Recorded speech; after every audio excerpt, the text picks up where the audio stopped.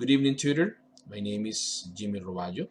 This is the task number 5 for the subject of English phonetics. This is sound explanation.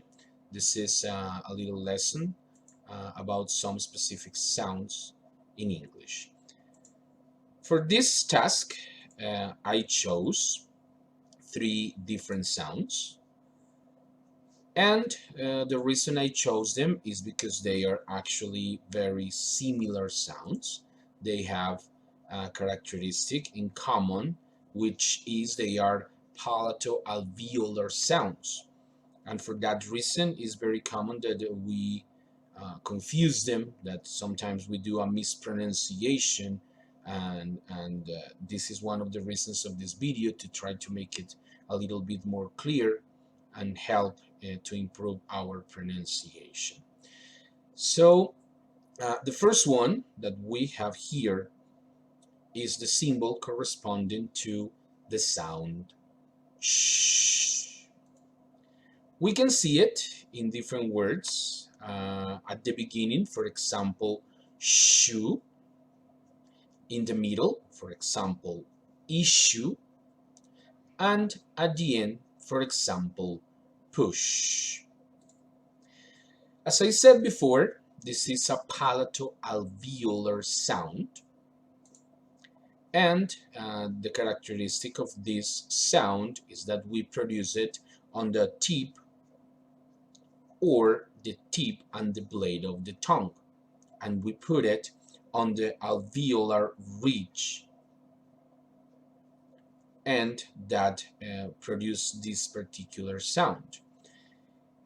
In the case specific of the sh sound, we have the tongue close to this part, and that is the end of the tongue curved back behind tooth ridge, and push air through gap. So we have this little space where the sound comes out, and this is a fricative sound.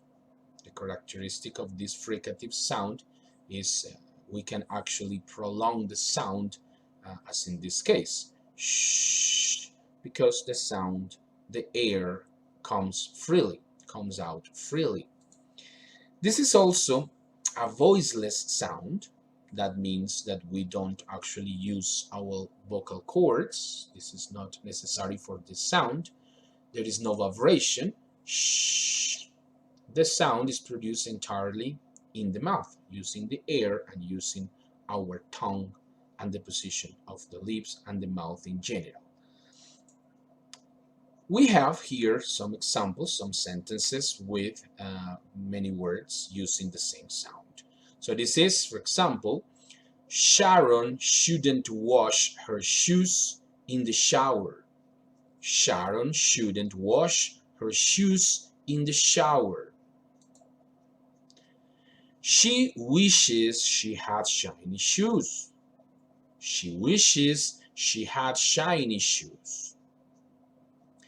The second sound that we have here, as I said before, is a similar sound that is actually a similar symbol. We can find the same symbol with another that is like the t sound before. So this is some kind of a combination that produces the sound t, t. We can find it in some words, for example, at the beginning of a word, like in chicken. Also in the middle of a word, like in future, future, and at the end of a word, for example, in March, March. This is another palato-alveolar sound. So we do the same thing according to the tongue and according to the alveolar part. But in this case, the tongue moves behind tooth and the tooth ridge and release the air. So the tongue touches the tooth ridge and stop the air. So this is the difference. We cannot prolong the sound. For that reason, it's an affricative sound. We don't prolong it as the one before. In the one before, we could say shh, but in this one is not, because the sound is interrupted. So we cannot prolong it. So the main difference is this is a fricative. This is also a voiceless as the previous one, so we don't need our vocal cords. You can see there is not vibration here. When we say t, t, it's just air coming out from the mouth. So the difference between the previous sound and this one is basically that this is a fricative. The previous one was fricative. We have also some sentences with different words. Which child put chalk in the teacher's chair? Which child put chalk on the teacher's chair? Charlie watched a movie on Channel 5. Charlie watched a movie on Channel 5. And finally, we have another sound that is also a combination of those different sounds. In this case, is j, j. We can find different examples. For example, here at the beginning of the word, in general, general. In the middle of the word, for example, object, object. And at the end of the word, for example, edge, edge. This is another palato alveolar sound. As the previous one, we have the same characteristic, that is a fricative. So again, we have an interruption of the tongue stopping the air. So this is j, j. So we don't prolong the sound. We cannot prolong the sound. So the difference between this sound and the previous one is this one is voiced. That means that we actually use our vocal cords in order to do it. J, j. So if we do it, we can feel the vibration produced by the vocal cords in this sound. J, j, j. We have some examples, some sentences. Ginger spilled orange juice on Jason's jacket. Ginger spilled orange juice on Jason's jacket. The second sentence, the janitor jumped to the edge of the bridge. The janitor jumped to the edge of the bridge. So, it's very important that we understand the difference and try to make it different, because these sounds are really similar, but they are not the same. And for Spanish speakers, usually is difficult to do the correct pronunciation and sometimes to understand words with these sounds. So we have to practice. In order to do that, we have here some exercises. The first one is we are going to check these nationalities, and we can see that all of them are going to have one of the sounds that we are analyzing. So in this chart, we have the three possibilities. On the first column, j, on the second column, sh, and on the third column, ch. So we are going to read the nationalities, and according to the pronunciation, we can put them on the correct place. So let's go with the first one. Belgian, Belgian. This goes to the first group. The next word, Welsh, Welsh. This comes to the second group. Shh. The next word, Dutch, Dutch. That goes into the third group. Ch, ch. The next word we have is Russian, Russian. This goes to the second group. Shh. The next word, Chinese, Chinese.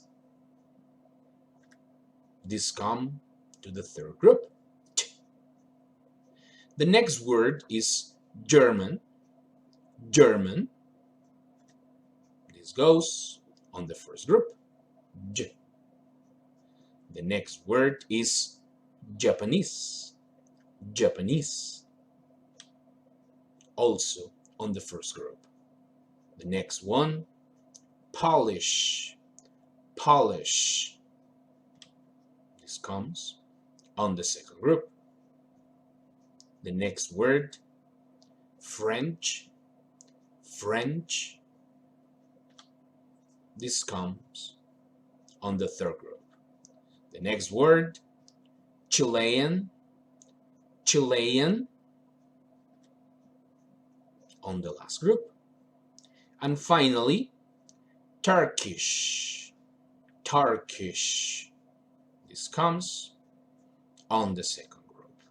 So we can see how we have different options and we have to establish the difference. Here we can try to find a pattern about the spelling. In English, we have some patterns about pronunciation that sometimes are not rules, but they are patterns. For the first sound, we can see how the letter G and the letter J are the ones that usually produce this sound. On the second group, we can see how the combination SH is the most common, but there are others, sometimes in some words, like in this case, the double S for Russian. And also, in the third case, for this pronunciation, the most common that we have is the combination CH to produce the sound T. The second exercise we have is about words that have a very similar pronunciation, and we need to be able to understand which one we are listening to. In this case, for example, in number 2, we have the first exercise, that is watch or wash. Watch or wash.